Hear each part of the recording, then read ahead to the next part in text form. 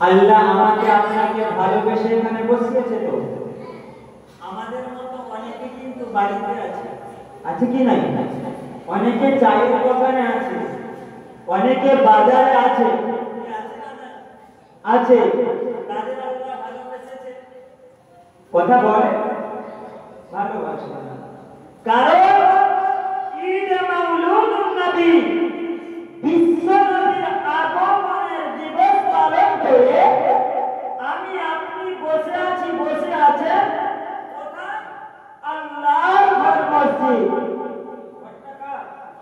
আল্লাহ আর বসেছি কার মহব্বতে নবী পাকের মহব্বতে আপনাদের গ্রামে ঘর কত একটু কথা বলতে 140 মাশাআল্লাহ আপনি বলুন যদি একজন করে এখানে আসতো কতজন মানুষ আসতো সকলে এসেছে কথা বলুন, আসে না। কেন আসে না? তাদের কি বলা হয় না? গ্রাম থেকে দাওয়াত দেওয়া হয়েছে কি হয় না? গ্রাম থেকে জানানো হয়েছে কি হয় না? আসে না কেন? কারণ কি? এর মধ্যে একটা কারণ, যে কারণটা হলো মানুষের একজন দুশমন আছে। আছে না? দুশমনটা কে? শয়তান। মানুষের প্রকাশ্য দুশমন হলো শয়তান। শয়তান চায় না ভালো কাজ মানুষ করুক, চায় কি? চায় না। শয়তান চায় সব সময় মানুষ কিভাবে খারাপ করে। শয়তান আমাকে আপনাকে সকলকে সকাল থেকে মাইক বাজছে, আর ও বলে গেছে সকাল থেকে আমাদের পিছনে, দেখিস না তোদের গ্রামে মাইক বাজছে, ঈদে মিলাদ নবীর মাহফিল হবে, বিশ্ব নবী দিবস পালন হবে, তোরা ওই মাহফিলে যাস না, যাবি না। কে বলছে? শয়তান বলছে যাবি না। কেন বলবো না? দেখ, তোরা যদি ওই মজলিসে চলে যা, তোদের সঙ্গে আমার সঙ্গে বন্ধুত্ব থাকবে না, তোদের সঙ্গে আমার সঙ্গে ভালোবাসা থাকবে না, তোদের সঙ্গে আমার সঙ্গে সব জিনিস চলে যাবে। কেন বন্ধু? ওই মজলিসে গেলে তোমার সঙ্গে আমার সঙ্গে বন্ধুত্ব থাকবে না, তোমার সঙ্গে আমার সঙ্গে ভালোবাসা থাকবে না, তোমার সঙ্গে আমার সঙ্গে সব জিনিস চলে যাবে। শয়তান বলে দেখ, কঠিন মাহশারের দিন হবে। সকলের বিশ্বাস আছে কঠিন মাহশারের দিন হবে, যেদিনে আল্লাহ পাক বান্দা বান্দির আমলনামা দেখবে। দেখবে কিনা? কাদের দেখবে? কাদের? সকলের না মাওলানা সাহেব দেখবে? সকলের দেখবে? একটু কথা বলেন, কথা না বললে ওয়াজ হবে কি করে? সকলের আমলনামা কে দেখবে? আল্লাহ পাক কঠিন মাহশারের দিনে আমার আপনার জন্য আল্লাহ পাক রব্বুল আলামিন সকলের আমলনামা দেখবে। কে বলছে? শয়তান দেখবে আমলনামা। দেখতে দেখতে দেখবেন বান্দা আমার কি করেছে দেখি, দেখবেন বান্দা আমার গুনাহ আর গুনাহ, গুনাহ আর গুনাহ, গুনাহ আর গুনাহ এক জায়গায় সংগ্রহ করে লেখা থাকবে। বান্দা আমার একটা রাত জান্নাতের বাগানে বসে কাটিয়েছে, বান্দা আমার একটা রাত বেহেশতের বাগানে বসে কাটিয়েছে। আমার আল্লাহ এত টাকা, আমার আল্লাহ এত দয়ালু, ওই একটি রাতের ওসিলা করে বান্দার জিন্দেগির তামাম গুনাহকে মাফ করে বান্দাকে জান্নাতি করে দেয়। জোরে বলুন, আর একটু জোরে বলে বিশ্বনবী দিবস, বিশ্বনবী দিবস।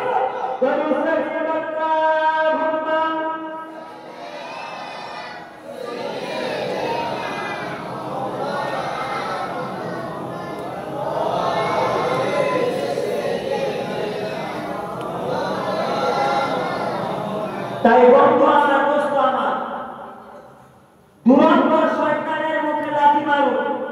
মেরে এখনো যারা বাড়িতে বসে আছেন, এখনো যারা চায়ের দোকানে আছেন, এখনো যারা রাস্তাঘাটে আছেন, রাস্তাঘাটে না থেকে দুরন্ত শয়তানের মুখে লাথি মারুন। লাথি মেরে সকলে এসে এমন একটা মাহফিলে বসেন যেখানে আল্লাহ আল্লাহ রাসূলের কথাবার্তা আলোচনা হবে, হাদিস কোরআন ইজমা কিয়াসের কথাবার্তা আলোচনা হবে। সেই মাহফিলে এসে বসে আপনার নামায় আমলে সবটুকু লিখিয়ে নিয়ে যান, সবটুকু আপনার নামায় আমলে লিখিয়ে নেন। কারণ আল্লাহ পাক রব্বুল আলামিন আমাকে আপনাকে ভালোবেসে ঈদে মাউলুদুন নবী, বিশ্ব নবী দিবসের মাহফিলে বসিয়েছে। এবার বলুন তো, আমার নবী পাক 12 রবিউল আউয়াল সোমবার সুবে সাদেকে পৃথিবীর জমিনে এসেছিলেন। আমার নবী পাক পৃথিবীর জমিনে এলেন 12 রবিউল আউয়াল সোমবার আবার সুবে সাদিকের সময় একটু এতজন মানুষ আপনারাই বসে আছেন, একটু বলুন তো আমার নবী পাকের জন্ম কবে?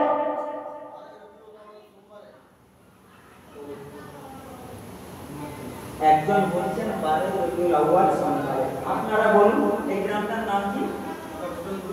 চক শীতলপুর। এতগুলো মানুষ আল্লাহ করে বসে আছে, আমার রাসূলের জন্ম কবে আমি জানতে চাইছি, কারণ এটা আপনাদের কাছে আমার প্রশ্ন। অনেক দূর থেকে এসেছি, এইটুকু প্রশ্ন করেছি যে আল্লাহর রাসূলের জন্ম কবে।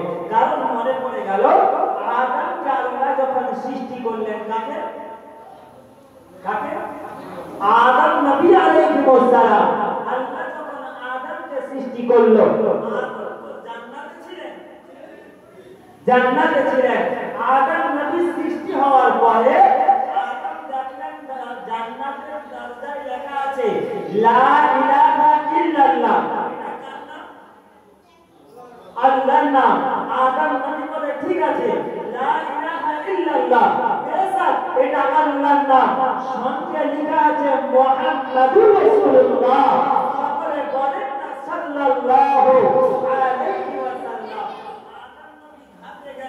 চিন্তায় পড়ে গেলেন, আল্লাহর কাছে প্রশ্ন করলেন, ও রাব্বুল আলামিন আমি নবী আদম আলাইহিস সালাম সর্বপ্রথম আমাকে আপনি সৃষ্টি করলেন।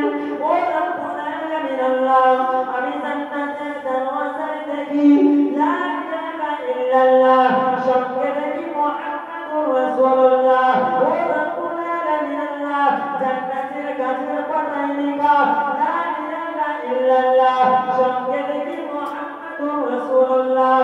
ও রাব্বুল আলামিন আল্লাহ, আমি নবী আদম আমি জানতে চাই আপনি সর্বপ্রথম আমাকে সৃষ্টি করলেন, সর্বপ্রথম আমাকে তৈরি করলেন। ও রাব্বুল আলামিন আল্লাহ, সঙ্গে মুহাম্মাদুর রাসূলুল্লাহ, এটা আমার কে?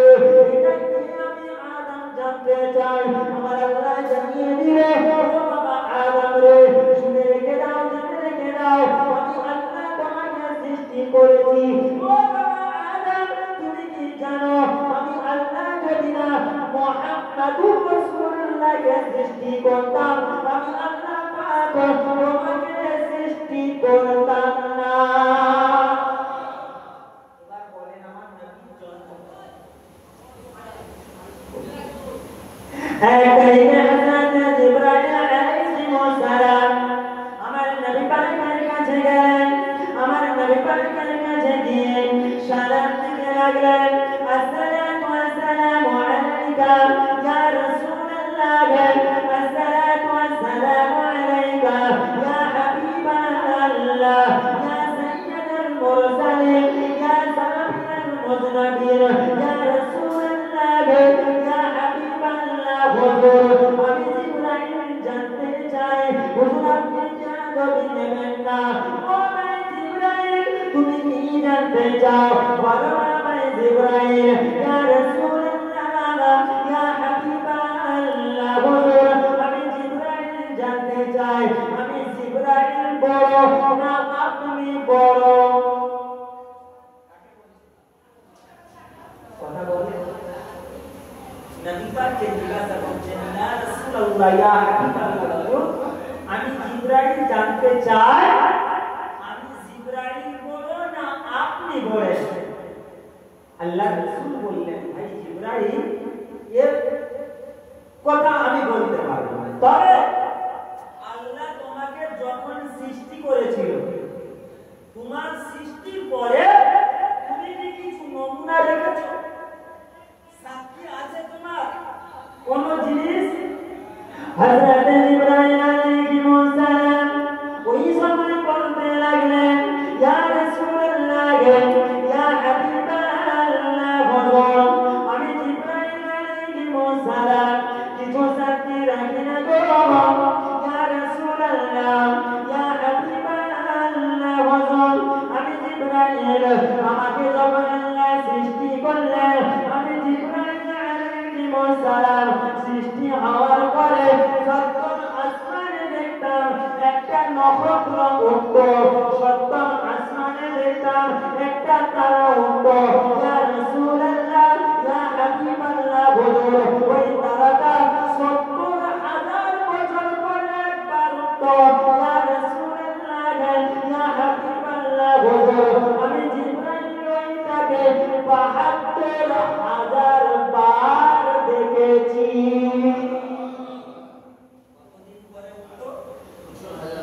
৭০,০০০ বছর পরে একবার।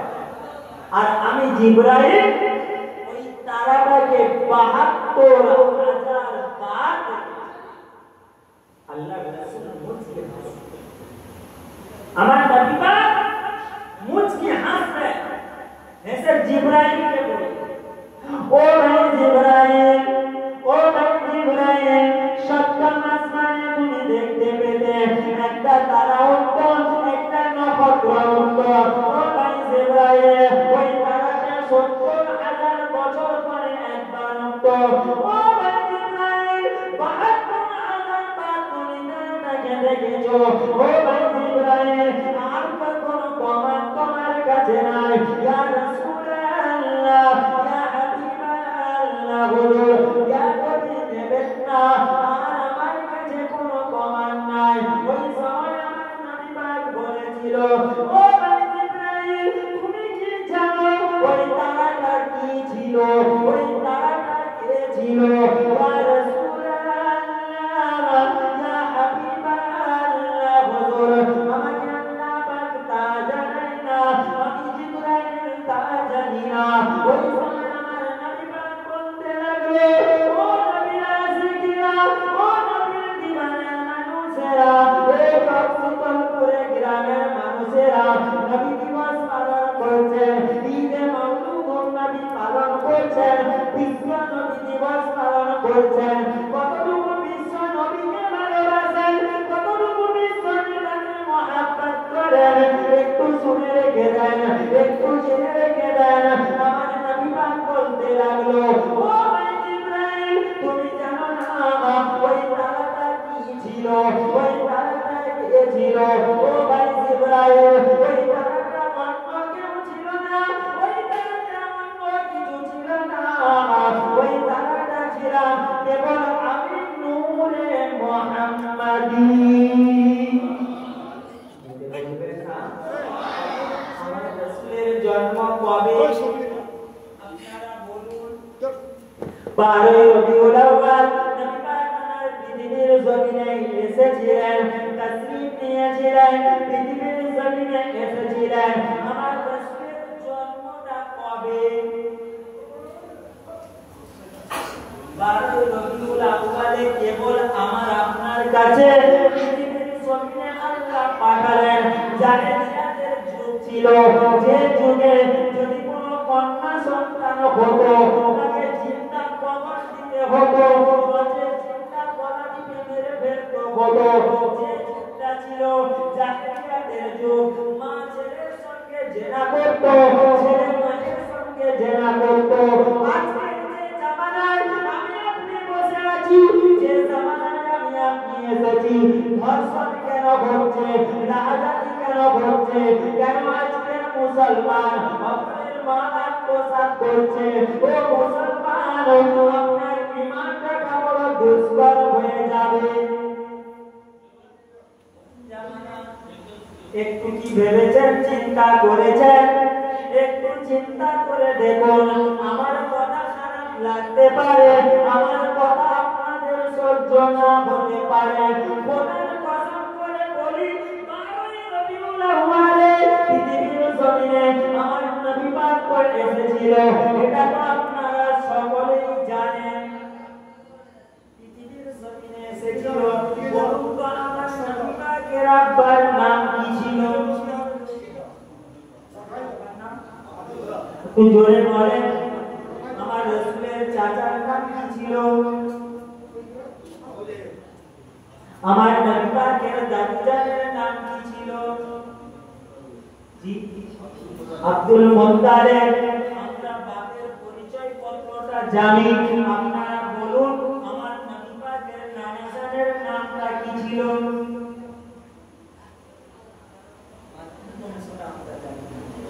বাপের বংশ জি, আমার নাবিবাদের নানা জানের নাম ছিল আব্দুল ওয়াহাব জহুরি। কি বললাম? আব্দুল ওয়াহাব জহুরি। ওই সময় আরবের মধ্যে বড় ধনী ব্যক্তি ছিল। আব্দুল ওয়াহাব জহুরি আরবের মধ্যে খুব ধনী ব্যক্তি ছিল। আর এদিকে আব্দুল মুত্তালিব ছিল। এইবার দুজন বন্ধু ছিল। এদিকে আব্দুল ওয়াহাব জহুরির দীর্ঘ 60 বছর বয়স হয়ে গেল, আল্লাহ কোনো আওলাদ সন্তান আল্লাহ দেয়নি। কাকে? আব্দুল ওয়াহাব জহুরি। হঠাৎ একদিন ব্যবসা বাণিজ্য করে রাত্রিবেলা বাড়ি ফিরে স্ত্রীকে বলতে লাগলো, ও আমার বিবি সাহেবা, এত টাকা খরচ খরচা করলাম, এত ডাক্তার কবিরাজ দেখালাম, কোনো মতে সন্তান হচ্ছে না। ও আমার বিবি সাহেবা, আজকে একটা কাজ করবো, যদি আজ সন্তান হয়তো হবে, এছাড়া আর সন্তান হতে পারে না। কি কাজ করবে? আব্দুল ওয়াহাব জহুরি গভীর রাত্রিবেলা উঠে গেল, নিজের বিবি সাহেবাকে নিয়ে ওযু বানালো, ওযু বানিয়ে নিয়ে আল্লাহর দরবারে 2 রাকাত নামাজ আদায় করলো।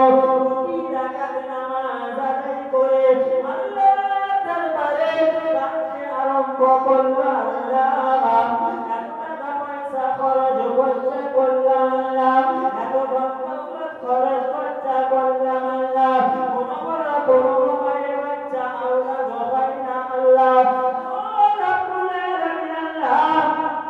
তোমার দরবারে হাত দুটি তুলেছি, আল্লাহ এই গভীর রাতের বেলা দুনিয়ার অফিস আদালত বন্ধ হয়ে গেছে, দুনিয়ার কল কারখানা বন্ধ হয়ে গেছে, কেবলমাত্র তোমার রহমতি দরওয়াজা খোলা আছে। ও রব্বি আল্লাহ, আমাকে একটা আওলাদ দেন, আমাকে একটা সন্তান দেন। ও রব্বি আল্লাহ, ওজরে আল্লাহর কাছে হাত তুলে কাঁদে, কাঁদতে কাঁদতে কাঁদতে কাঁদতে আব্দুল ওয়াহাব জহুরি বলে ফেলেছে, ও রব্বুল আলামিন আল্লাহ, আপনি যদি আমাকে আওলাদ দেন, আপনি যদি আমাকে সন্তান দেন, আমি আব্দুল ওয়াহাব জহুরি আজকের দিনে ওয়াদা করলাম, আমাকে যদি একটা সন্তান দেন, আমি আপনার কাবা বাইতুল্লাহটা তওয়াফ করে নেব। বেশ কিছুদিন কেটে গেল, হঠাৎ একদিন আব্দুল ওয়াহাব জহুরি শুনতে পেলেন বিবি গর্ভবতী হলেন। বিবির গর্ভে আল্লাহ আওলাদ দিয়েছেন, বড় আনন্দ, বড় খুশি। এইবার কিছুদিন যেতে যেতে যখন 10 মাস 10 দিন হলো, ওই সময় আব্দুল ওয়াহাব জহুরি বাজারের মধ্যে ব্যবসা বিজনেসে আছে। হঠাৎ আব্দুল ওয়াহাব জহুরির কাছে খবর গেল, এ আব্দুল ওয়াহাব জহুরি, তোমার বাড়িতে আল্লাহ একটা সন্তান দিয়েছে। কি দিয়েছে? সন্তান দিয়েছে। হ্যাঁ ভাই, 60 বছর পরে একটা সন্তান, মনটা কত খুশি হবে? কথা বলুন। আব্দুল ওয়াহাব জহুরি আপন করে দোকানে তারা চাবি মেরে দিয়ে বাড়ির দিকে দৌড়চ্ছে। আর ওই সময় মক্কা আরবের নিয়ম ছিল, যদি কোনো বাড়িতে কন্যা সন্তান হতো তাকে চিন্তা কবর দিতে হতো, নয় তাকে গলা টিপে মেরে ফেলতে হতো। এইবার যখন পরিষ্কার পরিচ্ছন্ন করা হলো, আব্দুল ওয়াহাব জহুরির বিবি জানতে পারলেন আল্লাহ তাকে একটা কন্যা সন্তান দিয়েছে। কি জামানা ছিল? হয় গলা টিপে মারতে হবে, নচে জিন্দা কবর। আব্দুল ওয়াহাব জহুরির বিবি আল্লাহর কাছে ওয়াদা করে কাঁদে, ও রব্বুল আলামিন আল্লাহ, ও রব্বুল আলামিন আল্লাহ, আপনি আমাকে 60 বছর পরে যদি একটা আওলাদ দিলে, যদি একটা সন্তান দিলে, ও রব্বুল আলামিন আল্লাহ, তবে আমার কন্যা সন্তান, ও রব্বুল আলামিন আল্লাহ, আমার স্বামী আব্দুল ওয়াহাব জহুরি যদি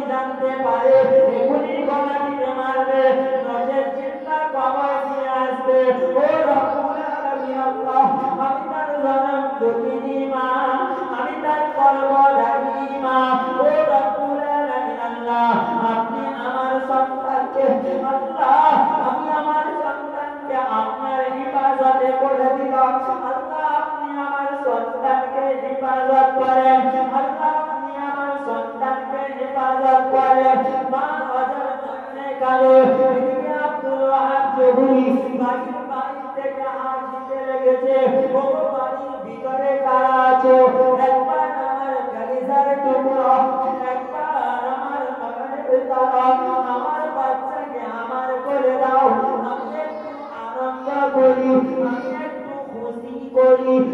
কারা আছো এদিকে? তাই মহিলারা, এদিকে আব্দুল ওয়াহাব জহুরীর বিবি বড় চিন্তায় চিন্তিত। আল্লাহ, আব্দুল ওয়াহাব জহুরী যদি জানতে পারে এখনই গলাটি মেরে ফেলবে, না হয় এখনই জিন্দা কবর দেবে। বাঁচানোর মালিক কে? বলুন। আব্দুল ওয়াহাব জহুরীর কোলে বাচ্চাটা তুলে দেওয়া হলো। আব্দুল ওয়াহাব জহুরী নিয়ে আনন্দ খুশি করতে লাগলো, এখানে ওখানে চুম্বন দিতে লাগলো। এইরকম দীর্ঘ মহাব্বত বসে গেল। আল্লাহ আব্দুল ওয়াহাব জহুরীকে জানতে দিলেন না ওটা মেয়ে ছেলে কি বেটা ছেলে।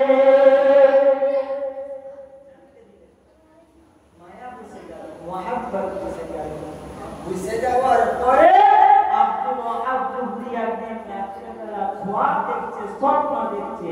কে যেন এসে বলছে, ও বাবা আব্দুল ওয়াহাব জহুরী, উঠে পড়ো বাবা, উঠে পড়ো।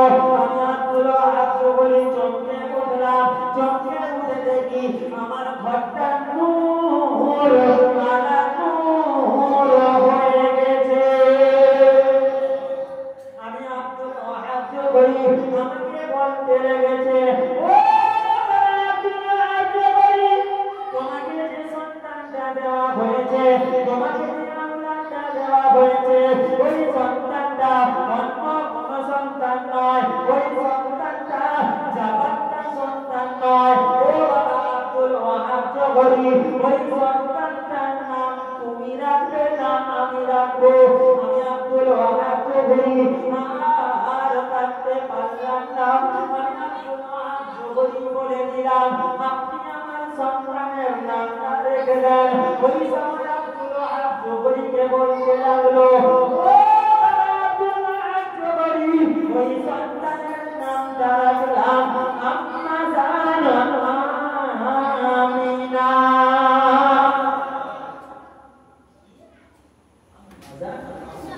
আব্দুল ওয়াহাব জহুরী তখন বুঝতে পারল যে আল্লাহ আমাকে কন্যা সন্তান দিয়েছে। আব্দুল ওয়াহাব জহুরীকে বলা হলো, ও বাবা আব্দুল ওয়াহাব জহুরী, ওই মেয়েটা, ওই কন্যা সন্তানটা জাপানটা সন্তান নয়, ওই কন্যা সন্তানটা হলো খ্রিস্টান